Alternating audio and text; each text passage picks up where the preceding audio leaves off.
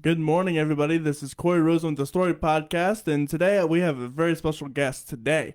But before we get started, I want to announce that we have some merchandise. We have some stickers, if you can see that, and we have a hoodie with all the first 50 guests on the back. So if you'd be interested in any of that, you can message us on Facebook or Instagram. With all that said, today I have on Mr. Rich Ruoff. Rich Ruoff was born in Philadelphia. However, his family moved to Lancaster when he was 4, and since then, Rich has left his mark on Lancaster. One of those has been founding the internationally known venue, the Chameleon Club. Another was starting famed local festival, Lancaster Roots and Blues, which is set to occur in July 9th and 10th. So that's correct. That's next month, all over Lancaster City. Rich was also president of a recording studio and records label, Lizard Records and Lizard Studio, which won a Grammy Award. And they won a Grammy Award from a band called Brave Combo who recorded Purple Haze from Jimi Hendrix in a polka style. Yes. And that's how they won their Grammy Award. Rich also has been the coordinator and director for many bike races in the national and local Lancaster scene for races such as Red Rose Races, Rock Liddit's Bike Race and Block Party, All That Is Good, and more. You can check out his work and Roots and Blues at the website, LancasterRootsandBlues.com. You can also find him on Instagram and Facebook. Mr. Rich, how are you doing today? I am well. Thank you so much for having me. Yeah, man. So what really got you inspired to go into business and start up your own club, essentially? When I was younger, as a teenager, I used to race bicycles, and I traveled all over the country. I rode in 44 states. And that traveling, I got to see and hear a lot of great music. And coming back to Lancaster as a young man in my 20s, it just seemed kind of dead. Typical for a town this size and, in the middle of a state. But I thought, we could do better. And so I had a girlfriend at the time, and we would go around and go, we were talking it up, and I said, I'm going to open a club someday. I mean, I had no knowledge. I had never worked in a bar or restaurant. I had never booked a band. I was, so in some sense you could say I was just talking out of the side of my mouth. But after about a year of telling people that, I thought I better create something or I might have to leave town. So it was just inspiration to fill a void, and I think in any business that's pretty important. If there's 3 steakhouses in a row on a street, you don't want to be the person opening the 4th steakhouse. So, I was going to do some music, a variety of music that wasn't getting played in Lancaster, and that was the goal. So what was the music scene like back then, if there was one to begin with? There was, yeah. So you had like the Holiday Inn lounges, so a lot of cover bands playing live music. There was an established club in town called The Village, which is still there, though I believe this may be their last year. It is for sale, and I think they might have closed the deal. I don't know the details. But that's been around. That's been run by the same family for over 70 years now. It's the longest running club in America. Really? But in the mid 80s, they were pretty much doing straight cover bands. Once in a while, they would bring in a national artist who was interesting, but it wasn't a regular thing. And so I thought, I'll do some more original music, and I'll also do stuff that the bars and pubs weren't really touching on, like the blues, a little bit of jazz. Some new wave was coming up. That was the new music at the time, which later morphed into alternative, and it was constant, emo music, things like that we ended up booking. But so it was just a fresh face on the whole music scene, at least for what we were going to bring to town. And what age is that? It was a 21 and over club. I'm sorry. What year was that? 1985. Okay. Gotcha. Yeah, I was 22 and I came up with the idea. And then by the time we got open, I was 23 years old. Lest you think I come from wealth, I got lucky. I had a job and I saved a little bit of money. And what I did, I found it used to be called the Back Room at Tom Paine's restaurant. Tom Paine's was a restaurant down on North Queen Street, right in town. And it was, back in its day, the premier fine dining restaurant in town. But the back room was built back in the 60s, and they used to do Dixieland jazz and things like that. And it was a cool little space. And then the owner's son tried his hand at a few things and did some cool bands, but it wasn't a regular thing, and he wasn't real committed to it. So basically, it was sitting there empty for a year. I knew the space was there, so I cold called on the owner. I just introduced myself, and I said, "Hey, I'd like to rent your space and put music on," and which is about the most affordable way you can possibly get into this business, because there was already a stage, there was already tables and chairs and a bar. I piggybacked off of his liquor license, which was expensive. Not technically, you can't really do that, so we called it a management contract. But he let me rename the room, and then so for $5,000 we got open. And I say we, as my girlfriend and I, her name was Alexandra Brown, probably still is, and we opened it together, but I literally had to survive week to week to week. Like, if we had booked too many shows in a row that lost money, it would have been gone, because I did not have deep pockets. We spent money on paint, cleaned the place up, stocked it for the first, week of business, and then booked a few bands on the first weekend, bought a little ad in the local paper. And of course, we got an article in the paper, because who's these young people opening a new club? And people just responded to it immediately.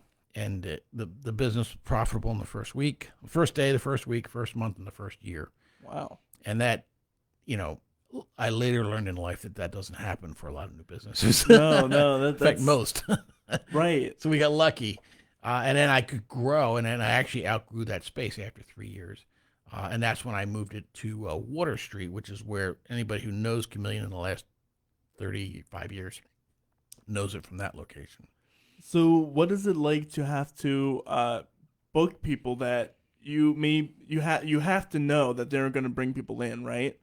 You hope. But it's interesting. One of the things I did from day one was book bands that we liked, that we thought were good. And that's a different approach than necessarily finding somebody who has a lot of friends. It wasn't above me to find somebody who had a lot of friends, but it wasn't my driving focus for booking. So if I thought I had a really good band, I would get them in there. Of course, I would ask them to play for as cheap as they could afford to get there. But I would promote the band. I was the promoter. This is pre-internet. And so what we developed was a reputation of having consistently good music. And most bars and pubs don't do it that way anymore. So that if you just wanted to go out on a Saturday night and you wanted to see some music, you didn't even have to know who was there. You'd say, let's go to Commando. He's got something good. And that worked for us. And so in those first 3 years at that original location, I developed a really loyal fan base of people who just loved to see what we were bringing in. And they would try different styles too. So that's how I turned on a whole town of young people to blues, which even back in the mid 80s was considered old man music. Really? But here you had young people really getting into it. And so that's why, fast forward 30 some years, and I do this Roots and Blues Festival. A lot of my regulars that come to the festival were people who were regulars that used to come to the club back in the 80s. That's wild. So why call it the Chameleon Club? Well, I'll give that credit to my partner back then, Alexandra. She was reading a novel called Chameleon. I think it was a detective novel. And we thought, well, geez, we want to do a variety of genres. And, chameleons change colors. So that was that thing. That was that. Yeah. That's funny. So what was it like to advertise back then? What you said pre-internet, what did you have to do? So locally, it was just newspaper ads. I'd buy like a 2-inch column ad in the entertainment section on Thursday evening. Back then we had an evening paper and a morning paper. So it'd be Thursday evening and Friday morning would show up, and hopefully people would see it. Then as people came in, so really the first month was all word of mouth. Just like, oh, there's a buzz, there's a new club in town. So everybody came. And fortunately, we had good shows, and the response was immediate, and it fed off itself. So the word of mouth was huge. Oh, word of mouth is the best marketing. It absolutely is the best, but you still got to get some people in. And so we developed a mailing list, old-fashioned. You sign this card, we'll put it on the mailing list. Each month we printed a schedule, and then we would send that out. And, we had grown that to about 3,500, maybe 4,000 at its peak. And then the internet came out and it started shifting, Say, well, 4,000 is not that many. It's not like, because now, if you have an email mailing list, you have tens of thousands of people on it. I think a printed one is it's a more solid thing. People would get it in the mail and they'd open it, they'd hang it on their refrigerator. And people to this day have collected them. And yeah. So I always guess, hey, I have that month, That's awesome. Yeah. Was the Lancaster, PA musician magazine a thing back then?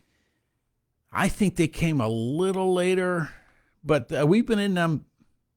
Oh, I'm sure, yeah. Pretty much the whole time. Yeah. I can't remember who came first, me or them, but I think they established in the 80s at some point. Cool, man. So, what is it like what are some of the challenges that you didn't expect when you opened your club?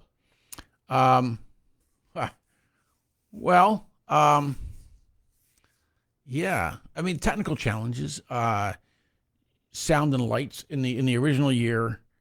We had a simple light bar with like 4 cans on it, and they were literally old gallon paint cans that, we put light fixtures in and hung them over the stage.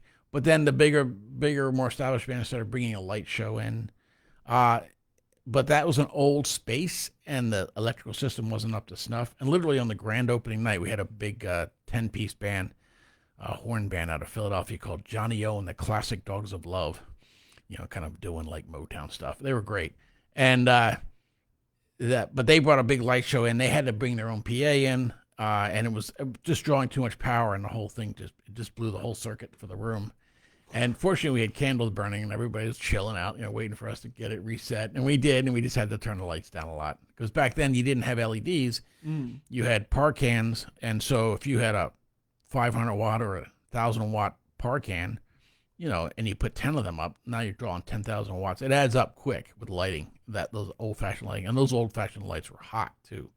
Oh, yeah. Yeah. So, yeah, when you developed a new venue, which we did, 3 years later, as you're calculating load for air conditioning, they want to know what's the capacity. Say, okay, we expect to put 700 people in the room at once.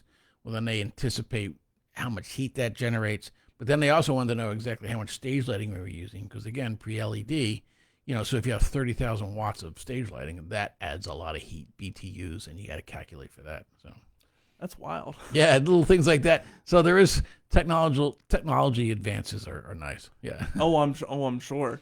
What was it like to immediately be almost like a public figure, almost to immediately start this club and then get wildly popular very quickly? Wildly popular to a point. It was still, you have music fans, and obviously this in politics you would call that your base. And so the word of mouth on that was wonderful, and they spread it real easily. But what started making you real money was when the average person who doesn't really care or follow music gets dragged to a venue and they have a good time. That's when it really starts snowballing. When did that start happening? Well, actually, that was pretty quick. So yeah, I mean, right now, like, music is cyclical. Live music is cyclical. Like DJs, live music, DJ. And I think right now, in part because of COVID, people weren't going out. So I think a whole generational thing of young people have kind of lost the thrill of going to see a live band, a good live band, and really making it part of their habit of things that they would do. But I suspect that's going to come back again. So, well, I'd agree with you. Well, even as a young person now, I'm just now going out to see live bands. But I guess that I'm kind of at that age, right? That's where you start to do anyway. Right. But that was never like a thing. Like, my dad was in a band all the time. I never went out to see him though. Right. Even though I love my dad and everything. I guess it was probably too late in the afternoon for me or evening rather. Sure. For me as a 10-year-old to go out and see a live band and probably saved my ears, actually. So when I was, one of the people say, what made you think of doing a club? Not directly, but when I was a little kid, 6, 7, 8 years old, my parents owned a club called Hullabaloo. And that was a franchise club. They were all over the country. And it was live music. And different franchisees could do it different ways. You could do it like an over 21 with a liquor license, or you could do a teen club. They did a teen club here in Lancaster and did some great bands. And we had a good little scene going. This was late 60s into early 70s. And that's what, motivated me. I mean, I wasn't like, ever since I was a little kid, I always wanted to open my own club. Mm-hmm. But when I started thinking about music again in the early, one of my early 20s, I'm like, oh, you know what? It'd be cool to have a club. And that's where I got the idea, I suppose. So you talk a lot about your father being a businessman. How much did that impact you as a child, and how much did that help you when you started your club? Oh, yeah, that absolutely helped. Yeah, my father was always, he has an MBA, he's an engineer. He's always been president or vice president of some company somewhere.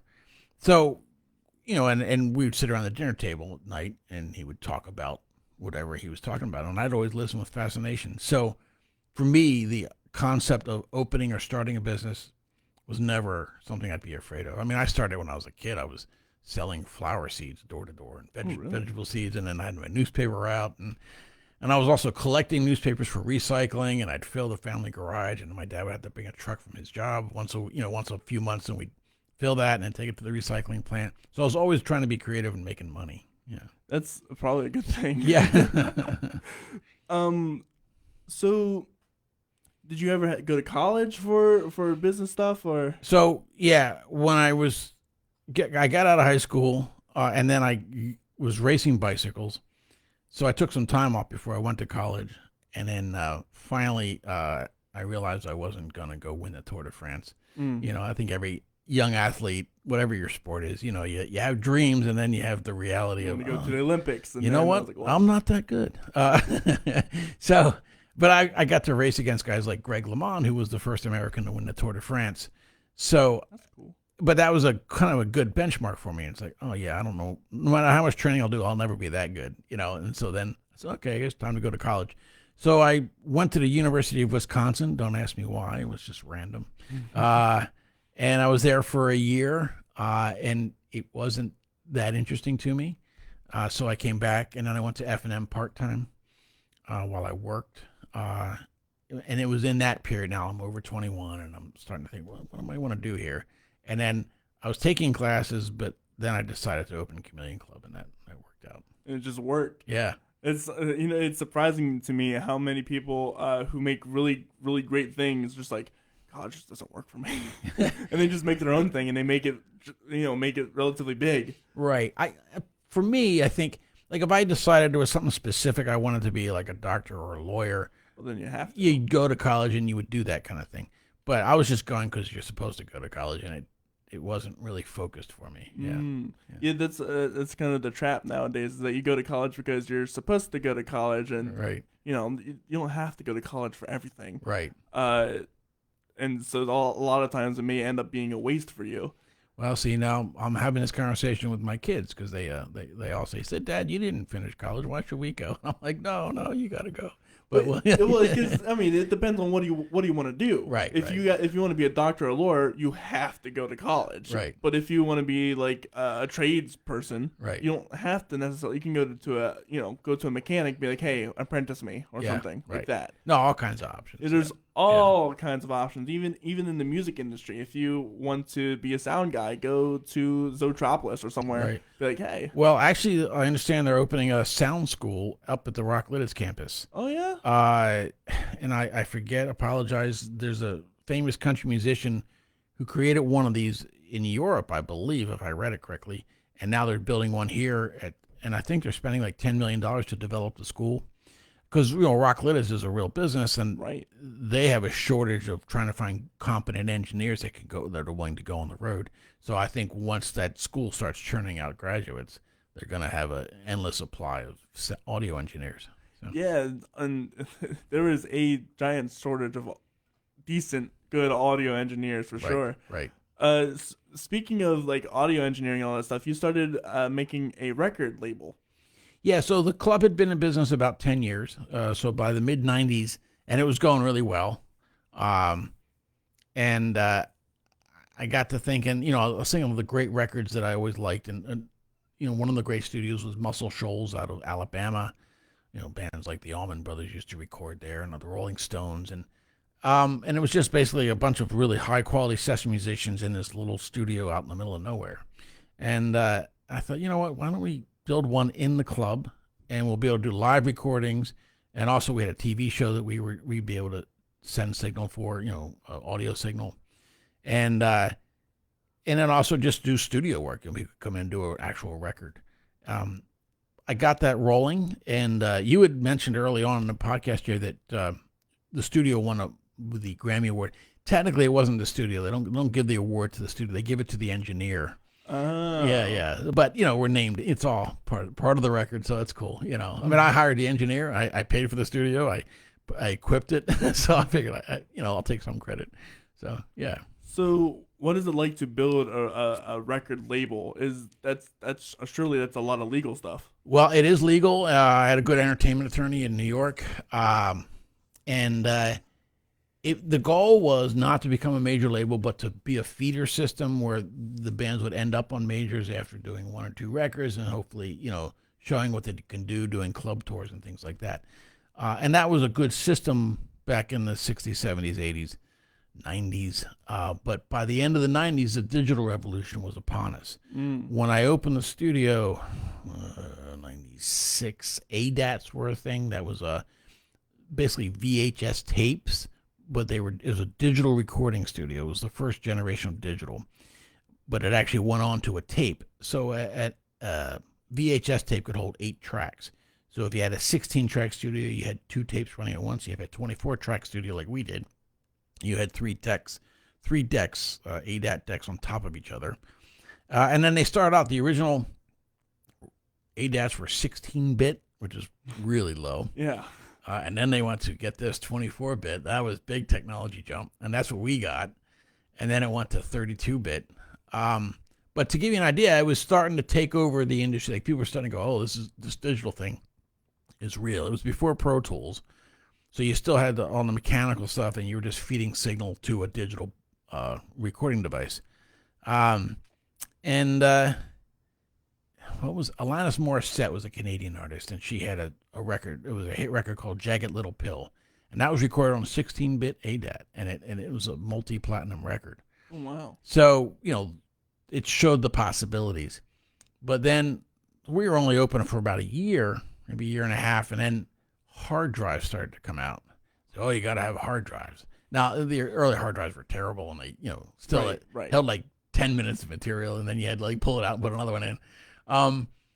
But we could see the writing on the wall that keeping the studio and trying to just chase technology through this transition period. And also record companies, Universal Record Group, which was a huge record group back in the day. And by the late 90s, they laid off 3,000 employees at one fell swoop because they realized that record sales were just plummeting, or actually CD sales were just plummeting. People were just, stealing music at that point. And it took a long time for digital platforms like Spotify and Apple to get really rolling. I mean, Apple ended up, you'd buy your material and it would end up on your iPod, and iPad. And then Spotify comes on board, and then Apple Music. So it ended up, but the artist will complain because, like a Taylor Swift will sell tens of millions of records or singles off of her, or get plays from Spotify, or hundreds of millions, or billions, and she gets these tiny little checks. So it's harder and harder for the artist to make money through the recording process.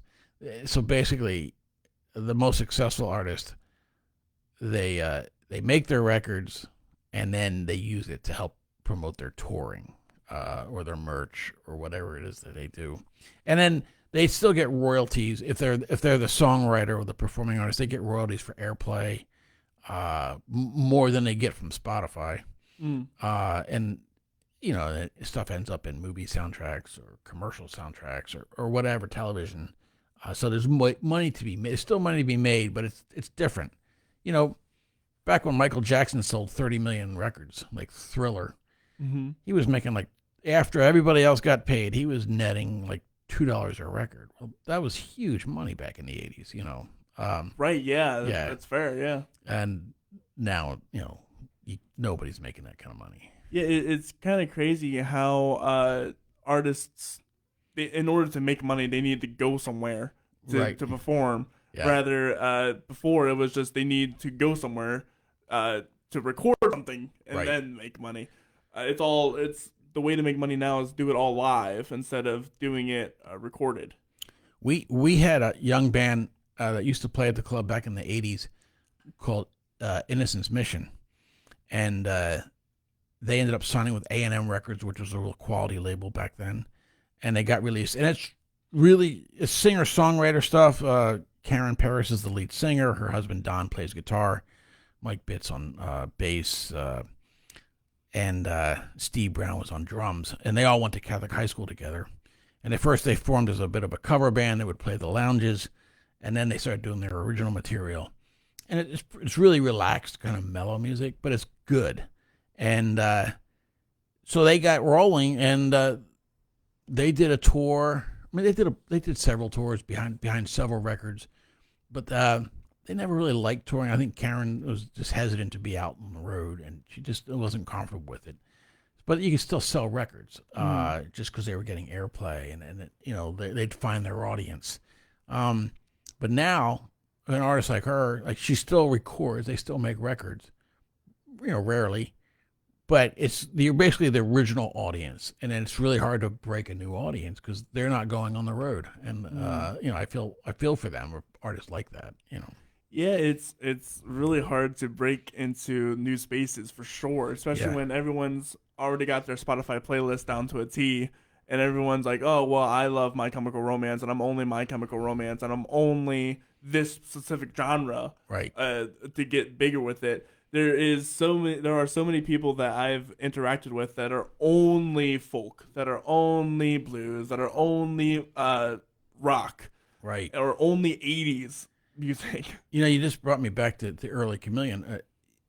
Part of the greatness of the club, one of the reasons it has a good long-term reputation, is because we did such a variety of music, and we had a built-in regular clientele, so they got turned on to all the different genres that I was bringing in, my kids are 16, 19, and 21 now, and I try and listen to their music once in a while. We'll rent a car, they'll turn it on through their playlist, and I'm just curious as to how they learn some of these songs, and because it's not like they're going out to concerts, or at least not for the last few years they haven't been, and it's friends share stuff on Spotify or whatever, but I think being able to see stuff live and to see a variety of stuff is really exciting. Because if you're getting input from your algorithms, they tend to send you more of the same. Yeah. I would go nuts if I had to, like, as a programmer, if I was booking the music or if I was running a radio station, I'd go nuts if I had to play the same thing all day long, or every time. Well, I mean, that's what a lot of radio stations nowadays are. It's a bunch of the same stuff cycled over like every other hour or something. Right. And it's maddening. I to kind of answer from my perspective that question of how did these get exposed to these things? For me, it was radio. Right. Because I remember listening to the radio while it was on the bus, or it was maybe my dad's had like 8-track. Some of that stuff. Old school, yeah. or he had cassette tapes, right? That I would listen to. So that was a lot of my music. Or even shows. Shows would have their music on, or the late night shows would have whatever music that they had on. That wasn't a bad way. The guys like Letterman and whatever, they would put on some good stuff. Yeah. And even now, you got the Roots playing on Jimmy Kimmel or Fallon. Jimmy Fallon, right? One of those, but the Roots is amazing. Questlove used to come to Lancaster. He had a friend that went to Millersville, and Questlove would take the train from Philly and then catch a cab out to Millersville, and so that's our Lancaster connection to the Roots. Yeah, but I do agree with you. Like, college was the big expander for me in regards to music. Not only because I went for music composition, so you kind of have to be exposed to all these different musics. But you're right. with Spotify, you can listen to you know, the old stuff, like the feel good, the guilty pleasures. That's what I think. That's what the playlist is called. Where it's like Sweet Caroline. It's like all the Right. everyone knows these songs. Or you can say, hey, this is what this is a playlist specified. Right. That's the word for you, and it's just the same thing. And even now with like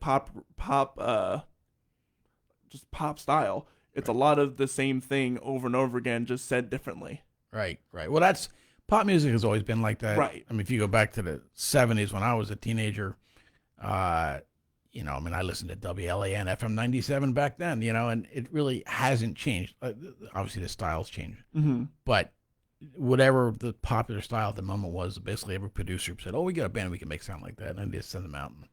And, that stuff has you call it ear candy. Usually has a good hook, and maybe you can dance to it, but it usually doesn't have depth. Doesn't have like legs. It won't last. You won't want to hear it in 30 years going, "Oh, I love that record." Other than the fact that it brings back a nostalgic memory for people. Right. Like, "Oh, I remember what I was doing when that was a hit that summer," But it's a different thing than when you have an artist that you fall in love with and you want to hear their whole record, the deep tracks. Yeah, I think what really got me into that was Elton John. Yeah, there you go. Elton John and Queen as well really just captured me. Yeah. Because like some of the Elton John songs, like Tiny Dancer, well, that didn't come into popularity until relatively recently. Right. Because Tiny Dancer was such a different song. It's got two full verses before it goes into the chorus, and that's never been done before. Right. It's a slow build. It's a slow boiler song. Yeah. And like Bohemian Rhapsody, I guess that's always kind of been a hit. But even like that kind of style of a song where it's a rhapsody, who does that? Right. One of the things for radio, just you mentioned radio. Radio doesn't have as much power as it used to, again, because of Spotify and platforms like that. But it used to be that each radio station had their own program director, so you had some individual, so different parts of this country had different programs and different program directors, and you could hear. So, if a guy or a woman heard a song she really liked, or, hey, I love this new band, they just start spinning it more. But most commercial radio stations don't have that freedom anymore, and they buy a service that feeds them the playlist.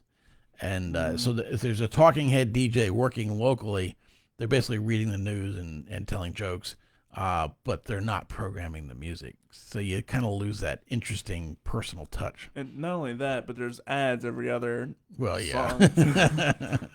So that's probably why Spotify's gotten so big, because people are sick and tired of the ads. No, for me, I used to travel a lot with bike racing, and I still travel a little bit. Like last year, we took a big family vacation across the country, and I like turning on local radio stations so you get to hear, no matter where you're, I kind of hear what's going on and catch the flavor, even of the ads and the DJs and what they're talking about and what's important in the Southwest or the Upper Midwest. Or that would be fun. That would be fun. Yeah. But just staying in one area and just hearing that all the time, it's like, okay, I know this ad by now. By heart, I can sing this ad. But, if I wanted to. Yeah, conversely, it's not as interesting as it used to be, again, because of the national programming. It's like, no, this is basically the same station I heard, 500 miles ago. Right, and you can listen to Froggy Radio anywhere you go. Yeah. So what made the decision to kind of end the club? It's, for me, I sold the club in 2002. We got married in 2000. Had our first child in 2000. Same girl? Yeah, same girl. Claudia. Yeah. She actually worked for me at Chameleon Club. She was going to Millersville. She became a teacher. But in the process of going there, her and her roommates came and worked at Chameleon Club as servers. So that's when I first met her, and we became friends. But then she graduated, and she moved to Philly and was teaching there. But eventually she came back and took a job here in Lancaster County. So then that's when we started dating. And but long story shorter is you get married, you start having kids, going to bed at 4 a.m. and getting up at 6 a.m. is not compatible lifestyle. No, it's not. So it was time to sell. But even before I got married, there was a burnout factor. You know, I was running the club, I was running a recording studio, I was running a record label. All three interesting jobs, but collectively it was exhausting. And we also had a TV show. We did a show. There used to be a network based out of Philly called Prism. Think early HBO. It was a premium cable network. Okay. And they had sports franchises. They had the Phillies, the Sixers, the Flyers, but they also showed premium movies like HBO did. And then they had some shows, and we were one of the shows. It was called the Chameleon Club. And we did 3 seasons, and we basically recorded the bands live on stage, 5-camera shoot. And then we also interviewed the bands. There was a host. It wasn't me. And then they would edit it together into a 30 to 45-minute TV show. So you'd see a live song, and then they'd ask the band some questions, kind of like what we're doing right here. And then they would, so it got edited together. It wasn't like they stopped the song and then, started. Right, of course. But that was a great show, and it was the #1 non-sport show on Prism. And we were nominated for 3 Emmy Awards. Oh, wow. Yeah, and we were renewed for the 4th season, and then that was when Comcast came in and bought the network so they could have the sports franchises, and they disbanded it. I'm like, well, see ya. But running a TV show, we were also doing live radio broadcast. On WFM 97, we were doing live dance music on Saturday night, sometimes like DJ music. And it was interesting to see who would come out. It was real house and dub stuff, early stuff. But really the stuff you see in big cities like New York or London. Right, yeah. And it never really took off in Lancaster, though I thought we were doing a good job with it. And then, but interesting, once in a while you get like an Amish guy would come in from the county on a Saturday night, like 11 o'clock. Like maybe because they had a job where he was delivering food or something in Lancaster. And he'd be like, I hear it on the radio. I wanted to see what this is. And I thought that was interesting to see who would show up for that. So managing all that plus booking all the nationals, it was a lot of work. Yeah. Yeah. What made you decide to start a TV show? It was the next step. It was the next evolution. And who knows where I have this music festival we do. Yeah. And there's some conversations going on, and you may end up seeing it on a premium cable network at some point. Well, that's cool. Yeah. So it's crazy. You're very much an entrepreneur. Yeah, I mean, that's just because I get bored doing the same. Like I like to add or create. That's awesome. I mean, you make if it's you're going to record, you make a good song. That's a good song. Are you going to stop? No, you're going to keep going and see what else you can do. Right. Yeah. That's incredible. So what is your you do the Roots and Blues festival? Yeah, every year. How'd that start? Well, that was easy. So when I ran the Chameleon, starting in February of '86, I created a blues festival just once a year. And I did it, my birthday's in February, so I always did it on my birthday, close to my birthday weekend. It's kind of a gift to myself, with the concept being, because the first year I wasn't sure if anybody would show up. It's like, I like the blues. It's like, it's not the only thing I like, but, it's just the thing I like. So I booked some cool blues bands, and I promoted it as, Chameleon Blues Festival. And people, lo and behold, because the idea was if nobody showed up, that's a gift to myself for my birthday. People showed up, and the people loved it. And I brought it back every year, and it went from 1 night to 2 nights to 3 nights. And it became consistently the biggest weekend of the year. And so the whole 17 years I ran Chameleon, we did it, and it was a big success. Sold the club. The new owners tried it, but hearts weren't really into it. It kind of fell apart. And then it never happened again. But after I sold the club, I was putting on all those sporting events you mentioned, bike races, running events, triathlons. And I put on hundreds of events over the next 10 years. But then I was watching Lancaster kind of bubble up. It was getting another renaissance, or really the first renaissance. Yeah. And maybe one of the early seeds from that was just from having Chameleon Club continue on. And, it was keeping young people in the community. Like they weren't, a lot of times a town like Lancaster, when it wasn't really that exciting, if you had options to leave, you would leave. now there was reasons to stay. And the Pennsylvania College of Art and Design moved into town. Lancaster Bible College got bigger. This used to be I grew up near here, so this is funny to see it, actually thrive. But there was a lot of things going on. The Ware Center got built, the Convention Center got built, Telus 360 got open, and I said, you know what? What if we took the concept of the Blues Fest and put it across all the different venues, Chameleon Club, and even some cool venues like the Elks Lodge, which has a cool stage, the Village, and then the hotels. So, and then you get a wristband and you just wander from, and rather than just make it blues, I call it Roots and Blues. So I can book a kind of a broad variety of music. And my definition of roots is really broad, but basically it's American music. So it can be rock and roll, blues, jazz, funk, soul, Americana, and Americana, bluegrass, and I'll even touch on, not this year, but I've done a fair amount of reggae bands, which is not really American at all, but it's fun. It's reggae. It's fun. Yeah. Hey, Mon. Yeah. Right. So because I missed the music. And it was motivated by missing the music and seeing the town blow up and trying to build a bigger thing. And that's how it came in 2014. It was the first one. The first one, okay. Yeah. So what is it like to put all of that together? It is a lesson in logistics. Yes. But I've been doing this a while, so I had some thought into it. You work with the venues that have either let you do everything, or like Telus, they know what they're doing. Zootropolis knows what they're doing. Mm-hmm. Chameleon, until it closed, knew what they were doing. So that made it easy. But I hire festival stage managers to work each venue. We book the shows, and then we get competent production at all the venues, sound and lights, staging if needed. We do basic backline, drums, bass amp, maybe a guitar amp.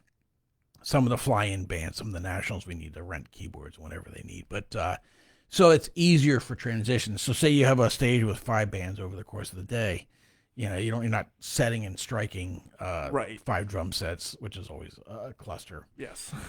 It's a cluster just for the sound man. Even if he's not touching the actual equipment, he's got to mic everything and remic it, and then do a sound check. Whereas if you've got it all set, the transitions are much faster. Yeah. So that's just the technical end of it. It's the logistics end of it, making sure everybody has hotels who need them, food and drink. And then there's the marketing end of it, and promoting it. Part of it is riding the energy of the bigger bands and hopefully the local bands, but they're not as organized, where they reach out to their fan base through their social media. So if you have, like this year, we're doing 50 bands over the course of 2 days. If they all reach out to their fan base, and then their fans say, well, especially for the local regional stuff, I've seen these guys, or I've seen them, I like them, but I don't go to every show. Right. They say, oh, but wait, so they're playing with this year, Anna Popovich or Bonorama or Albert Castiglia or Clarence Spady's big band. So it motivates, oh, you know what? I like Joe's band. So let's get a ticket. We'll go see Joe's band, and then we'll go see these other shows too. Yeah. Yeah. So I'm curious, how do you deal, because 50 bands in 2 days, there's got to be some overlap. There's a lot of overlap. So it's almost an embarrassment of riches, and some people actually are annoyed by that because they're like, I want to see everything, but they can't. Right. Yeah. So you have to make choices. And what I tell people who either don't know the music, because you look at that list, you're not gonna, unless you're really into music, you're not gonna know most of these bands. No, I know only 3 of them. Right. So, but what I think one of the flavors that makes the festival unique and fun is the process of discovery. So you see a band and you say, oh, I want to go see those guys. And also I built the website so that even if you're the kind of person who really needs to be reassured, you can go and there's a web page for each band and you can click on their videos. You can read about them. You say, oh, you know what? I kind of like that. I'll check that out. And that's at LancasterRootsandBlues.com. Correct. Yep. Thank you. So, yeah. Anyway, ask me another question. I just lost my train of thought there. I'm sorry. Is this the same vetting process that you've always done? Like vetting a band and putting them together? Yes. I have a good network of as far as the local bands, I know who's going, who's playing well. I'll see them, or people just tell me, people I respect, and be like, "Hey, this band's starting to roll," and I'll give them a listen. But I know people all over the country. I've been in the business, for over 35 years. So, I have a friend in Chicago who says, "Hey, you got to check this guy out. He's really good." And so I'll do that. So I get a jump over. You don't necessarily they don't have to be a hit on the radio locally for me to know about them. I'll know about stuff in Seattle and California and really anywhere, all through the Midwest and in the Deep South. And so in New England, we're doing this band called Session Americana. They're out of the Boston area. It's like some of the best Boston area musicians, which you can imagine is loaded with some good musicians. Yeah. And they come, and they're not big stars. They don't have hit records, but they played with everybody important. They're like, whenever you see a really good band where the guy's, the lead or has the hit record, but you don't know who the band is, these are those people that always end up on the best records or always go on the big tours, but you don't really know them. Right. It's like the backup singers to the big acts. Right. Or, the bass player, the drummer, the guitar player. And so they come together and they do this thing, and it's like, wow, these guys are great, So, and I have fun with that. So if a musician comes, an accomplished musician comes just to see the festival, that's the kind of band they'll stumble in on and go, oh, yeah, this is the real deal. And then for the average person who, doesn't follow music as closely, I like the process of discovery. I think just, get your wristband and just start walking. Because if you walk into one venue and, I don't really get that, just walk to the next venue and boom, hey, these guys are awesome. And it should be said that these venues are pretty close together. Yeah, about 3 blocks from each other, like all together. So like you can, it's not a lot of walking. It's more, but part of the fun is you get out of one show and there's like an energy and buzz to that crowd, and they're walking, starting to walk to some other venues, and they're passing people coming from the other direction, and there's this whole energy in town, which is a lot of fun. Yeah, I'm sure it's the way I would describe it is going to Nashville and going on Broadway, and then you just hop clubs. And perfect description. Completely different things. Or Austin, South by Southwest conference, like they'll have like 60 clubs open, and you just bop along from one to the other. I saw not the last time, but one of the times I was down there, I saw Johnny Cash's, basically his comeback, and he was playing in this club called the Continental Club, and we were mobbing there like sardines, but it was really cool. It's Johnny Cash. Yeah. I'd be just happy being squished to someone just to hear it. So what is, how much is the wristband? That's my question. So pricing structure varies throughout the year. And in fact, I'm getting ready to lower the cost because we're going to call it Inflation Buster, which I've never done before. The price always went up the whole way to the festival. But clearly this summer is unusual. It's stressing people out. Yes. And so hopefully by the end of the day or by tomorrow, I'll lower it. So a 1 day is going to be $75. And then a 2 day will be like maybe $140. I have it written down. I don't remember what I'm doing. But so, so $75, you get to see 25. You have options of seeing about 25 bands a day. And what are the hours for? So the box office opens in the convention center around noon on Saturday.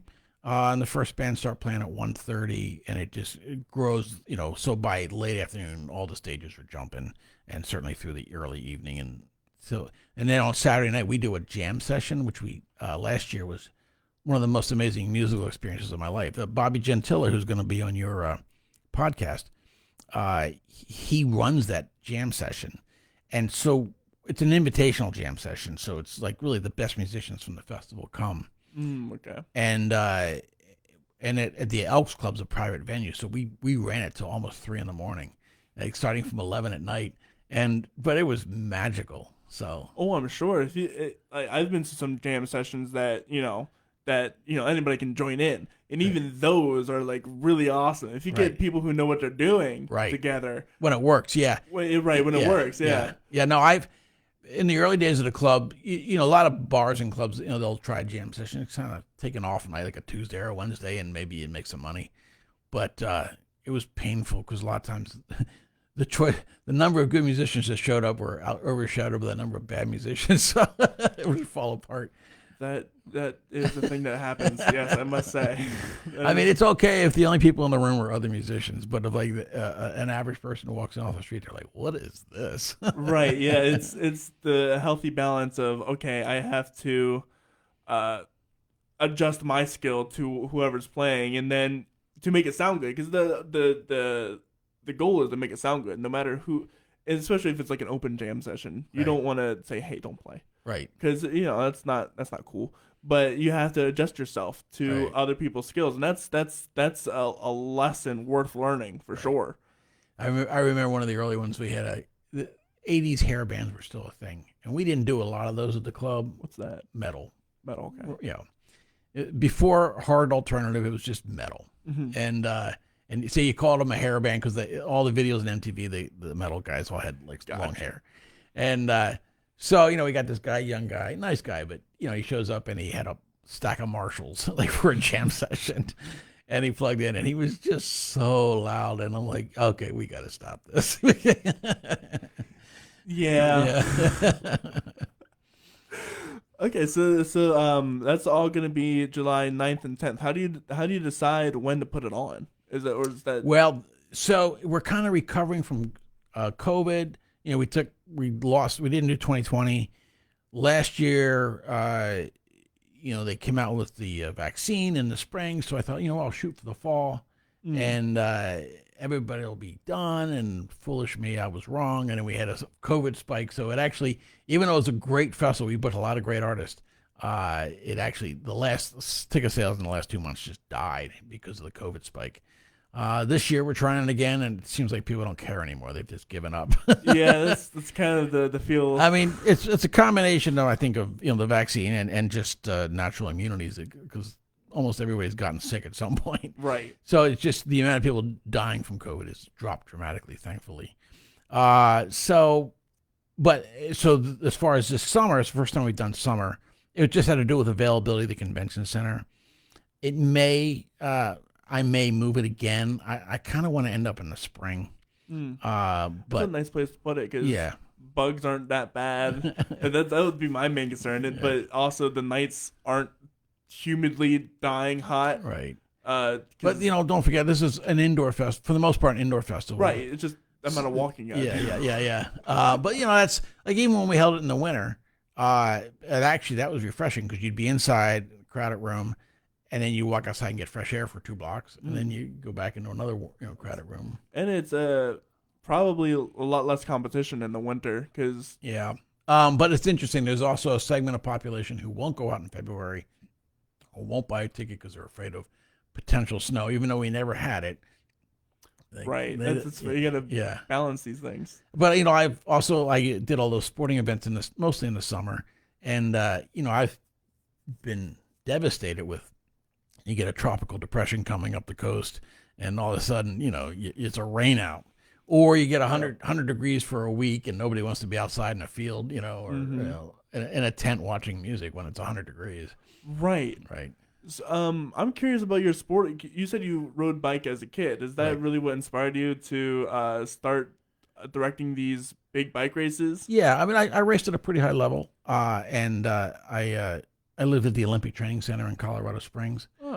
With the goal that maybe someday to end up on a world championship team or Olympic team, and the coaches kindly told me, no, you're not good enough. But well, sometimes that's kind of what you need. I mean, that's how they do it. They like to have people to select from, and so I got to know all the key players in the sport, and I love the sport. It's kind of like if you were a minor league baseball player and you love it, but you just never made the majors. Doesn't mean you don't ever want to be involved with it again. So that's why I came up with the concept. So what's it like is it kind of similar concept to the music festival? Yeah, well, you're trying. This is the promotion end of what I mean. You're trying to create an event that people either want to participate in or pay money to come see, and hopefully you get sponsors, and collectively, at the end of the day, the end of the event, you've theoretically brought more money in than you spent. It's not always the case.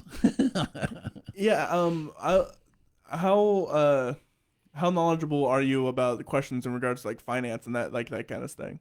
I can tell you I know how to make money and I know how to lose money. Okay.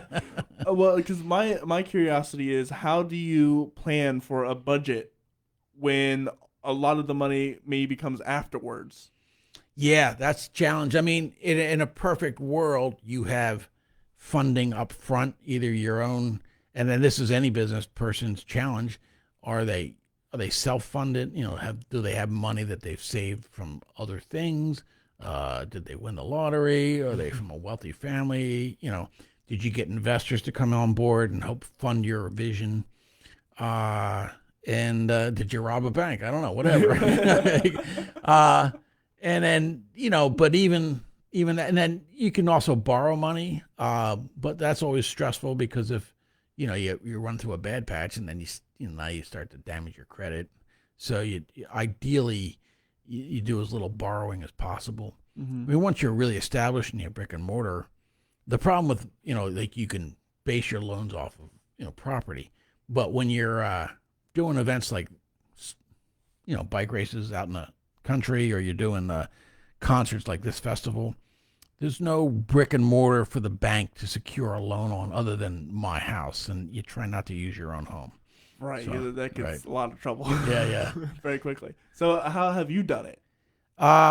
In the initial days, we actually did a startup funding. I can't remember which one we used, but one of those, like GoFundMe or right. Kickstarter? And basically we said, hey, throw money at this and you'll get tickets for the first festival. And we didn't raise much, like maybe less than 20,000. And then I sold shares, I formed an LLC and sold shares, and I got local people who either knew me from back when I ran the club or were just fans of music. So they did the initial round of funding, and that got us for the first few years. The festival lost a ton of money in the first couple of years. I was trying to find a base, and I didn't know how many people would show up. The people who came loved it, just not enough people came. And also it took a while to establish a relationship with potential sponsors. So, and then things got better. But then as we were starting to break even, which is what you want, and you want it to keep going from there. And then unfortunately my wife developed brain cancer, glioblastoma. And and that was a rough run. It's like the worst kind of cancer. Not that there's any good cancer. Right, but and I actually ended up having to cancel that year's festival. Well, the next year we got through the first year, but like even that festival, that after she was diagnosed in 2018, I held the festival in early 2019, but she had 70 doctor's appointments in the month and a half leading up to the festival. And I was managing that, either taking her myself or having people take her, but I had to, it was chemo and radiation daily, this stuff. It was just...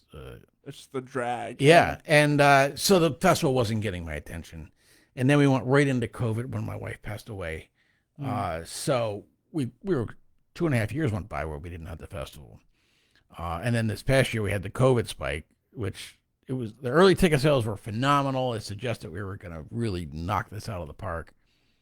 But, I'm in this for the long haul. I get it. There's going to be wins and losses, and hopefully we're done with the losses. But, I'm prepared to keep going. So, how do you gain sponsors? Because you talked about that relationship. How do you build a relationship with the sponsor? How do you gain that kind of following? Well, you can have stage sponsorships. You can have we do a printed program. People buy ads in the program. But like say the main stage sponsor, we have a big 16-foot video screen, so we'll run their ads just like still logos between sets. We film all the bands on the main stage so that you can actually see them on the video screen.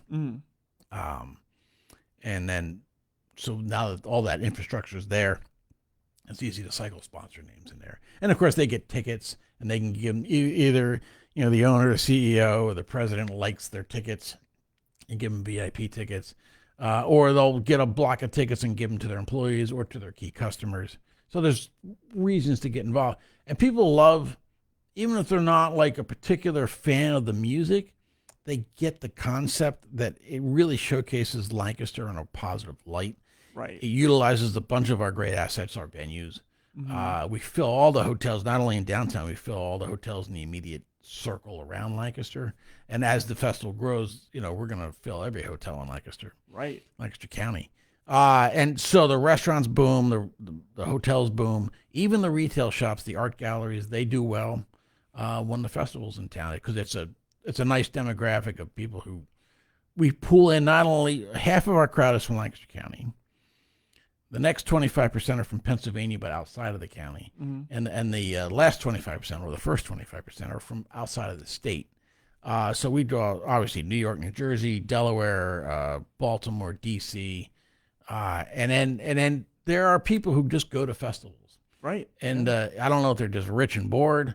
I love music, but I'm not flying to California to see a band. I'm sorry.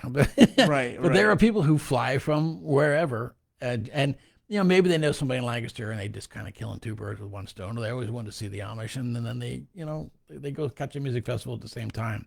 Yeah, that's a bigger vision of mine for this show, is to pull together to do a festival of people I've had on the show, and maybe even because I've talked with a few people. But just to get, because there's 1,000,005 theaters around here, right? Right. It would be cool to get like a cabaret of all the theaters together and just show off, the theaters of Lancaster. Right. I think that'd be really cool and really fun. And there's some new ones like Mickey's Black Box just opened in Lidditz, Phantom Power in Millersville. It's a club, but it's still set up it's got a balcony. And and of course you got the American Music Theater, and then a lot of the colleges. The private school, Country Day, just built an unbelievably beautiful studio, a theater, acoustically perfect with adjustable acoustic panels, so for electric and acoustic shows. That's cool. Yeah, I mean, they opened in the middle of COVID, so nobody knows it's there, but it's a stunning theater. Yeah, so it's that's cool, man. And of course, the colleges, like I'm sure you have right one here. You got Millersville, you got LBC, and even like you got Sermon Stage, Sight and Sound. One of the bigger ones. Ware Center, you have the Fulton. Though I've been trying to roll the Fulton into this thing. They just finished a $30 million renovation. It's a stunningly beautiful theater. When I was a kid, I'd see great music there, like Buddy Rich, the drummer, with his orchestra, or Dave Brubeck, Take Five. Yeah, his quintet. And but the theater scene is so booming in Lancaster right now that now they've got the renovation done that they're hesitant to even give up a weekend anywhere in the calendar to do music. So we're doing a little VIP party there, a reception, but it's not really a big, we're not doing it in a big theater. So maybe someday we'll get them involved. So. Well, that's the dream, is to get bigger and bigger and bigger, because the main goal of the festival should be Lancaster. Yeah. Right? Yeah. It's supporting Lancaster, supporting the arts, supporting... Yeah, it supports music. It supports the art scene, because we are a festival of music and art. We have in the convention center, we do an art expo called Art Part. So we have a lot of emerging artists displaying their wares. And yeah, it's a cultural phenomenon. Yeah. I'm not just trying to do this to make money. I'd like to someday. But it's kind of if you look at the great festivals in America, the granddaddy is the Newport Jazz and Folk Festival in Newport, Rhode Island. They've been going since the late 50s. And Ray Charles used to play there. Bob Dylan played there when he was young. And it's still a thing. But Newport's a small town. Mm-hmm. They do it outside in the park, but they're limited by space. But it sells out every year. And then the guy who started the New Orleans Jazz and Heritage Festival, which is they get 250,000 people every day. That's a huge festival. And then for Lancaster, I like Newport as a model, or South by Southwest, even though it's a bigger town, Austin, just where you go from venue to venue. We're never going to be Coachella, 100,000 people out in a field somewhere. It's just not that kind of thing. But there's not that kind of space here in Lancaster. Yeah, you just couldn't do it. Yeah, you couldn't support logistically. You just couldn't. You'd have to build a whole different stadium to be able to do that. And then not just the stadium, you would need the parking. You would need the hotels. We would have to create a city. Yeah, and so I see this being to the point where we're doing about 20,000 people over the course of a weekend, and that's probably as big as it'll get. But that's a big consistent win. And again, it showcases the entire community in a really positive light. And it encourages growth. Yeah, Immense growth. I know for sure there are people who have moved here after coming to the festival. They love it. They love walking around the town. They love, if you live here, you kind of get used to the architecture, and it doesn't seem that wow. But if you come from other parts of the country and you see this Victorian architecture, it's a stunningly beautiful town. Yeah, that's what kind of some of that drew me in was the food. They have amazing food here. Yeah. Even with like the Amish, you can get some really great products here. Right. You're gonna get some quality furniture if you go out to like Intercourse or somewhere. You're gonna get really cool music because this is like one of the music hubs. Local, and it's a good spot for music because then you can go to New York City. It's only 3 hours away. Pittsburgh is like only 4 hours away. Philadelphia is literally an hour. You got Harrisburg, York, and Reading, which are all other music little bubbles. You got D.C., Baltimore, which is like 2-ish hours away down south. It's a really great central spot. Yeah, and in the U.S., so it's a really great spot. So to not bring attention to it is almost a crime. There's 75 million people who live within a 3-hour drive of Lancaster. Right, exactly. The audience here is immense. As a business person, you're gonna look at that and be like, I'm a dummy if I don't do that. Sure. So, what are some upcoming projects for you? Here's a question: do you plan? How in advance do you plan these festivals? Yeah, it takes me about a year to put them together. Though we did the last one in October, so we put this one together in 9 months. But I like a year. I mean, I can do some other things. I consult once in a while. People who are opening a venue will ask me for help. But like Chameleon Club just went out of business, and Pennsylvania College of Art and Design just bought the building, and they're going to turn that into, I think, some student housing and maybe some more offices and maybe a small performance space, but it's never going to be like what it was. People said, well, why don't you, when it was for sale, they said, well, you should buy it. I'm like, yeah, I've done that. And been there, done that. Plus, it's not just, like, I think, I could renovate it, make it neat, or the Village, when it's been for sale. I think that would be fun, but I don't want to own it because it's not just getting it open. It is, now you have to book it, which is a full-time job. And you have to, every weekend you're trying to fill it in odd as many weekdays as you can too. But it's so it's just constant overhead, constant pressure. Whereas the festival, it's 1 weekend a year. I can focus on that. Though I have a friend who owns a beautiful piece of real estate in Chester County, and he's trying to get permission to put on a big outdoor concert there, and he wants me to help him run it. So hopefully he'll get that permission, and if that happens, we'll probably start that in 2023.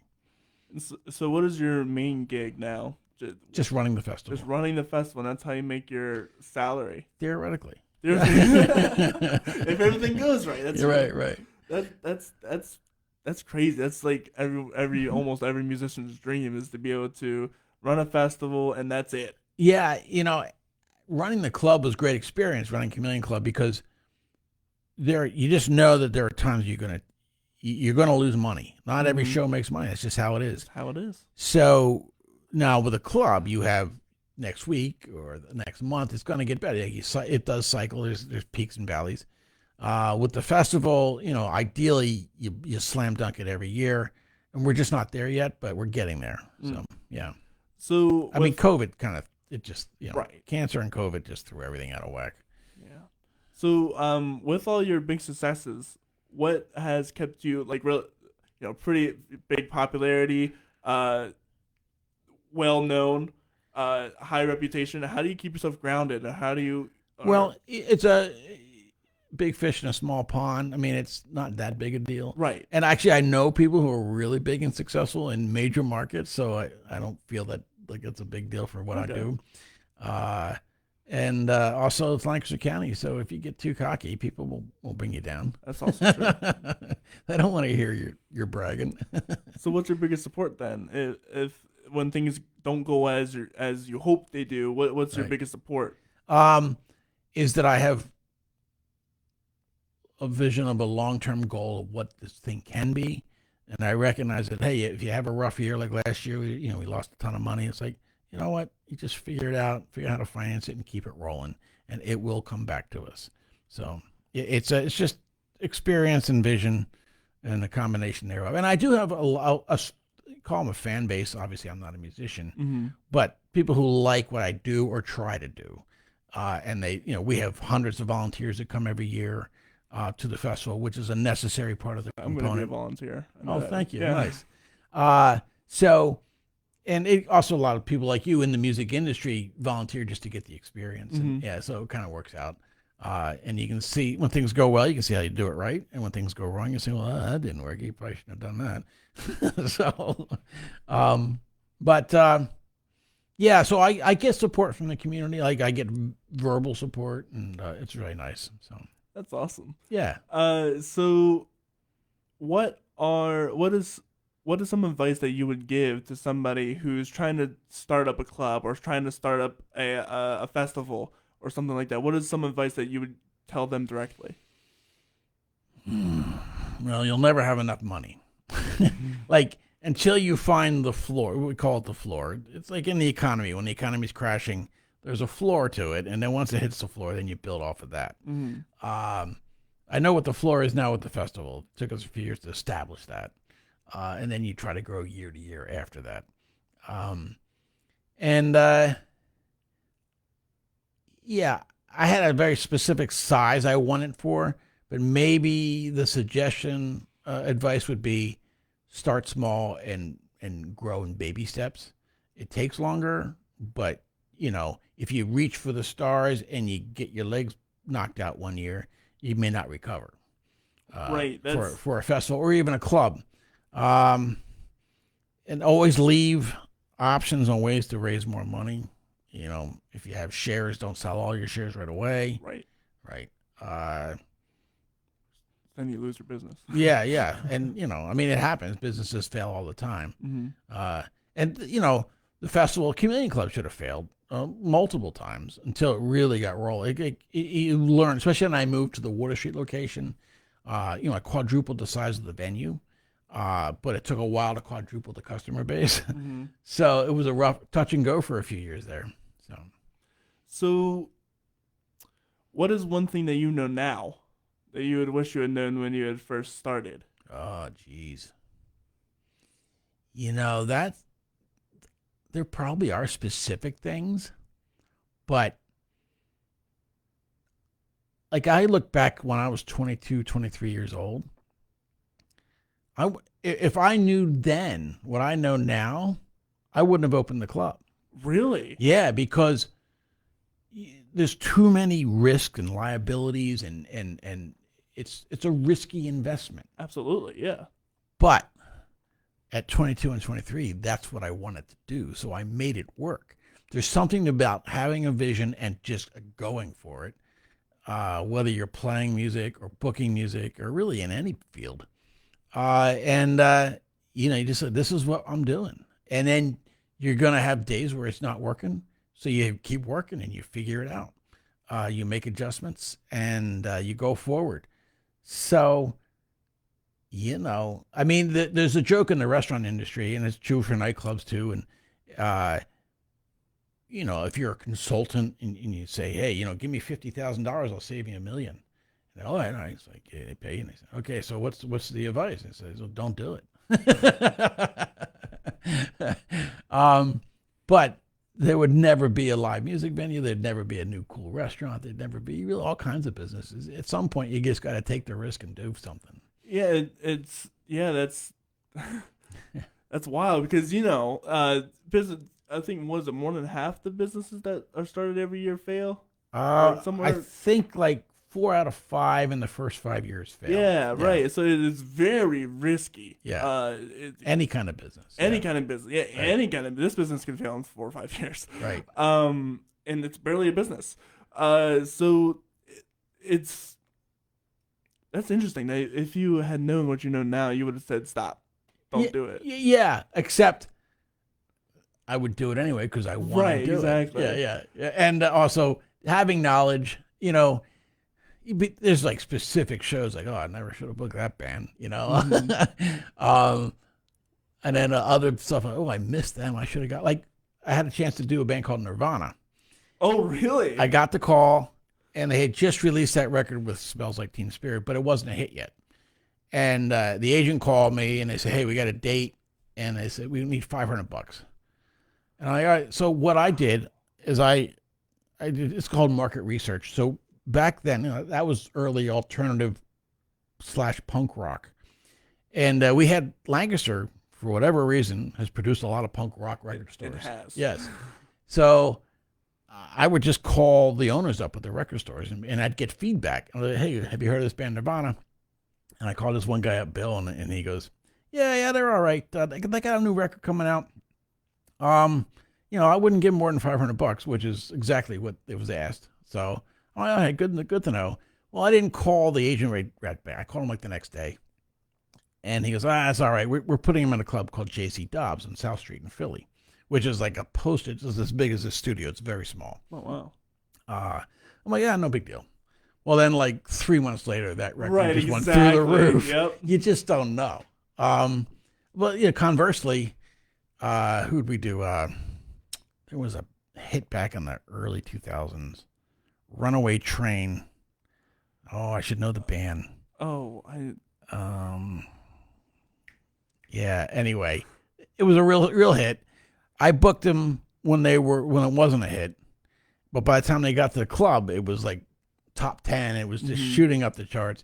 And ideally, in a bigger market, what you'd do is you'd switch venues and go to a bigger venue. But at that point, we didn't have relationships with the bigger venues. And it was just like, all right, we'll just do it. But I could have sold that show out 3 or 4 times. Right. So that's just, you lose your Nirvanas, but then you have your other bands that hit and do well. So what are some of maybe the biggest mistakes that maybe you have made or you've seen other venues make, and how do we combat that, or so that we don't make those same mistakes, or whoever's listening doesn't make those same mistakes? For music, for live music, you want to get a decent sound system.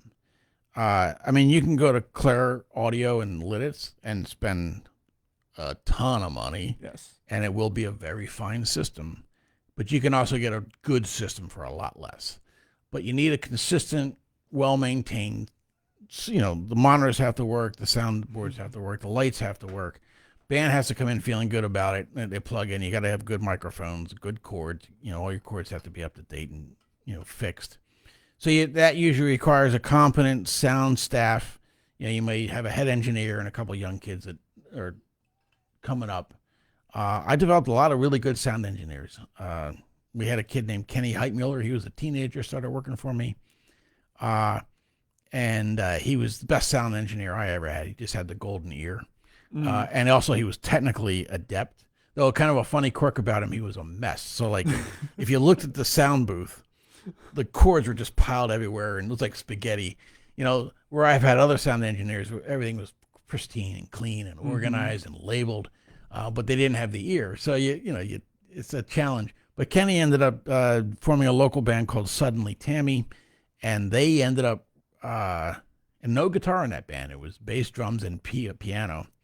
And there was nobody named Tammy. But Beth was the lead singer-songwriter on piano. They got a record deal on Warner Brothers. Oh, wow. So he ended up, going and touring the country. And a funny story about that. We did a band from New Zealand. Oh, geez, now I should know that name. It's funny. I booked over 5,000 bands, so it starts to blend together after a while. But they're loading in. I was real happy to have them.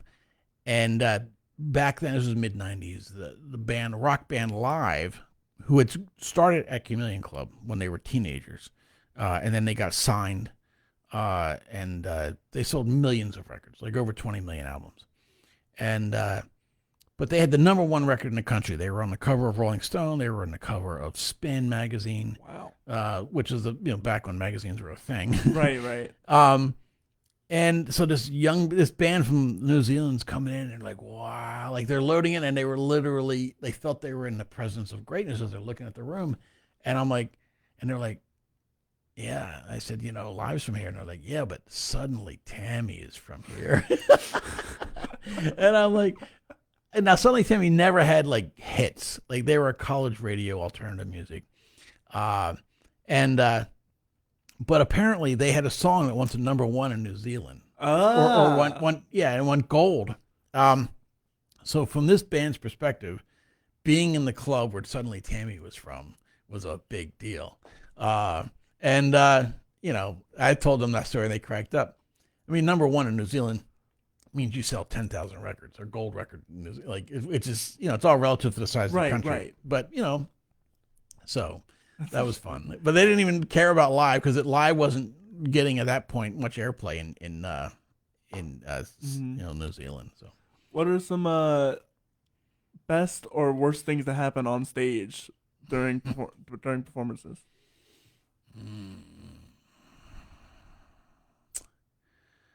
Oh, we did a band called Insane Clown Posse.